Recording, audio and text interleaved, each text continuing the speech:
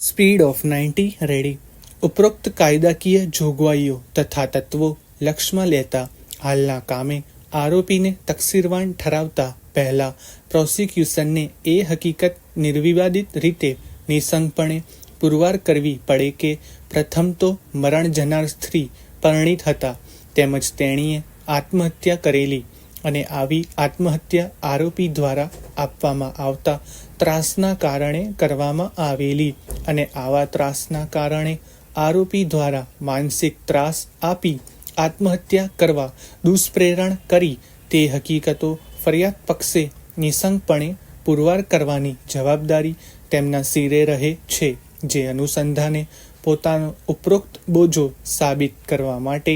ફરિયાદ પક્ષ દ્વારા હાલના કામમાં ફરિયાદીને સાહેદ નંબર 1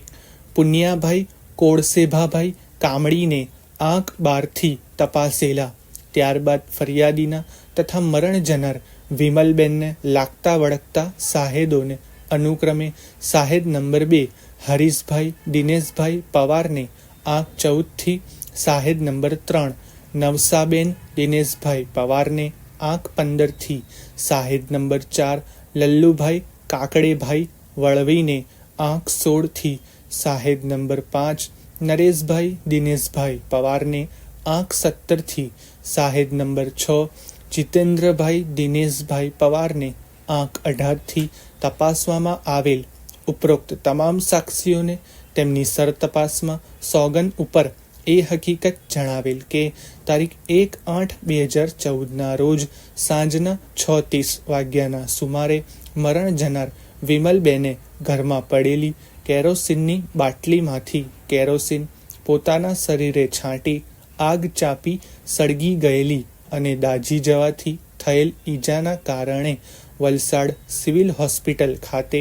સારવાર દરમિયાન તેણી તારીખ 30/8/2014ના રોજ 3:30 વાગ્યે મરણ થયેલ, પરંતુ ઉપરોક્ત કોઈ પણ સાહેદોએ તેમના સોગંદ પરના પુરાવામાં એવી કોઈ હકીકત જણાવેલ નથી કે મરણ જનાર વિમલબેને આરોપી દ્વારા એક પ્રકારની ક્રૂરતા અને માનસિક ત્રાસ આપવામાં આવેલા કે જેના કારણે મરણ જનારને આત્મહત્યા કરવી ફરજ પડેલ, અને ફરિયાદ પક્ષ તરફથી એવો કોઈ પણ પુરાવો રજૂ કરવામાં આવેલ નથી કે જે દ્વારા એવું પ્રસ્થાપિત થાય કે આરોપીઓ દ્વારા એવા સંજોગો ઊભા કરવામાં આવેલ કે જેના કારણે મરણ જનારને જીવવા કરતાં પોતાનું જીવન ટૂંકાવવા ફરજ પડે, જેથી આ કામમાં ઉપરોક્ત સાહેદોના સોગંદ પરના પુરાવા પરથી આરોપી દ્વારા માનસિક ત્રાસ આપી આત્મહત્યા કરવા દુષ્પ્રેરણ કરવામાં આવ્યું હોય તેવો ફરિયાદ પક્ષ સાબિત કરી શકેલ નથી, જેથી ભોગ બનનારને તેનું જીવન ટૂંકાવવા આરોપી દ્વારા ત્રાસ આપવામાં આવેલ હોય તેવું ઉપરોક્ત સાક્ષીઓના સોગંદ ઉપરના પુરાવાઓથી ફરિયાદ પક્ષ નિઃશંકપણે સાબિત કરી શકેલ નથી. પેરેગ્રાફ. ત્યારબાદ આ કામમાં ફરિયાદ પક્ષે પોતાનો કેસ નિઃશંકપણે પુરવાર કરવા માટે